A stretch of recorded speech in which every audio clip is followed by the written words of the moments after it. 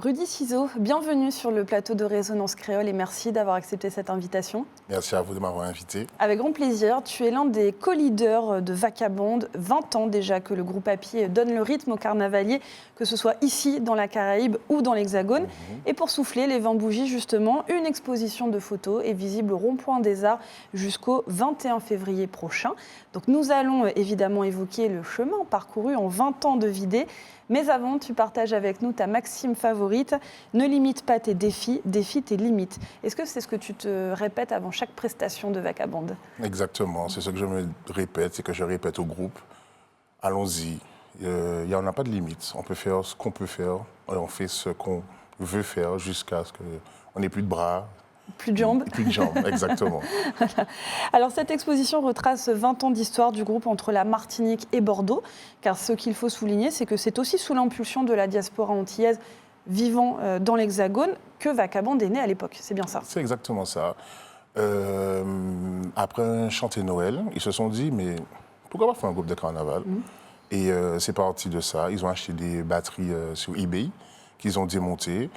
Et le premier projet, Vacabonde, est né de ça. C'était aussi une façon finalement de rapporter un petit peu de la maison justement à Bordeaux à l'époque. Exactement.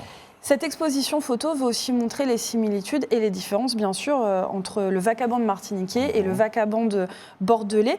Qu'est-ce qui est différent justement entre les deux groupes ? Est-ce que l'on court le vidé différemment à Bordeaux que dans les rues de Fort-de-France ? Oui, c'est totalement différent, je dirais, parce qu'en Martinique, le carnaval commence dès le premier dimanche de janvier jusqu'au mercredi décembre. Tandis qu'à Bordeaux, il n'y a qu'un seul jour. Il n'y a qu'un seul jour, donc on va dire que c'est compressé.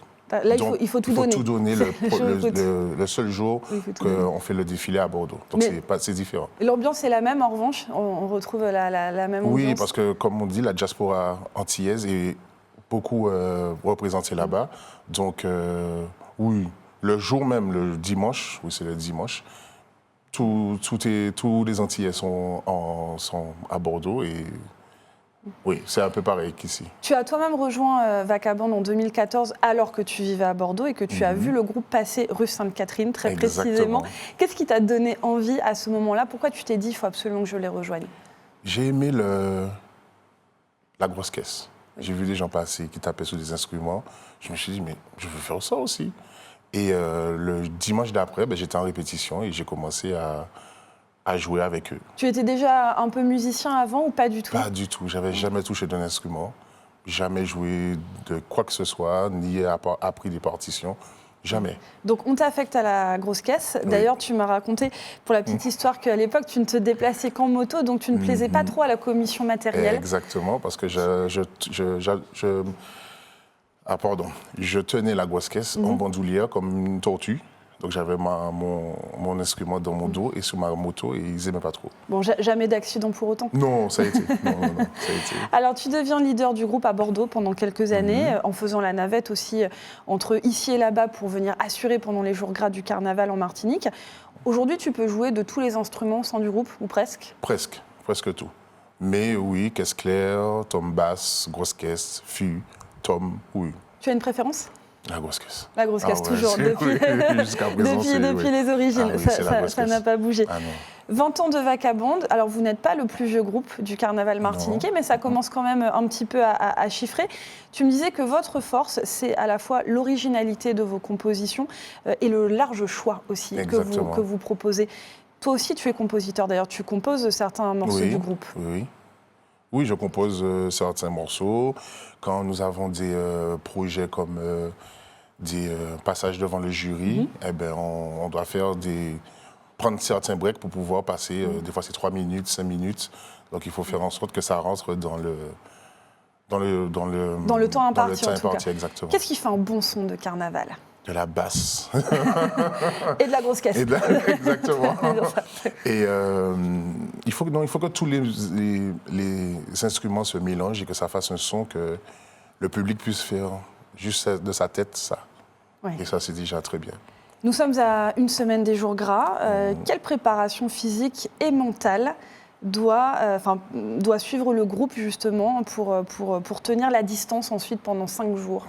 Alors, le côté physique se prépare depuis, on va dire, la fin du carnaval d'avant, où on marche beaucoup avec nos instruments. On fait des marches aussi avec les instruments et tout. Et mental, je pense qu'on n'a pas besoin, on aime ça, c'est la passion. Oui, c'est Donc ça. on n'a pas besoin de... Oui, c'est-à-dire que c'est un événement que vous attendez de toute façon Exactement. avec impatience. Voilà. Vagabond s'est également produit dans différents pays de la Caraïbe au fil de toutes ces années. On dit souvent que le carnaval martiniquais est unique. Est-ce que tu confirmes par rapport à nos voisins caribéens? Et si oui, en quoi l'est-il? Parce que il est unique parce que on peut aller en ville avec n'importe quoi, déguisé ou pas, et on peut suivre tous les groupes ou pas. Et en fait, ça, c'est formidable.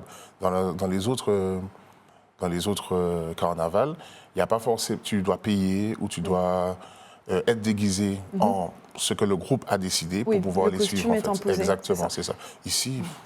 Et avec un côté aussi où tu peux être en retrait et en fait tu regardes passer la parade. Donc ça c'est vraiment la spécificité de la Martinique, c'est que n'importe qui en fait peut rentrer dans le vidé. Et on peut juste te dire je regrette pas et puis happé par l'ambiance, et on y va. Ouais. Vous recrutez toute l'année ou pas? Pour ceux qui justement pourraient être intéressés pour vous rejoindre? On va dire qu'à une semaine du carnaval, non. Oui, évidemment. Oui, pour 2026, là on passe au tour. 2026, après le carême, vous pouvez tous venir. C'est possible, très bien. Alors avant de nous quitter, tu as souhaité ouvrir une fenêtre sur un chanteur lucéen bien connu, au chapeau bien connu, Paille. Et ton artiste préféré, pourquoi lui? Il est, on va dire, tout ce que j'aime. Il a de bonne musique. Et ce côté, je retire mon chapeau, je suis prof. Oui. Je mets mon chapeau, je suis la vagabondagerie, on va dire. Finalement, lui aussi, il a un costume, en fait. Exactement, c'est ça. On va dire qu'il fait aussi le carnaval. Dès qu'il met son chapeau, c'est qu'il fait le carnaval. On va dire ça comme ça.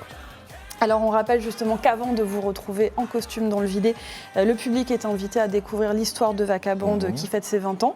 Un arrêt sur image en photo, une façon aussi de découvrir le groupe autrement au Rond-Point des Arts, et c'est jusqu'au 21 février.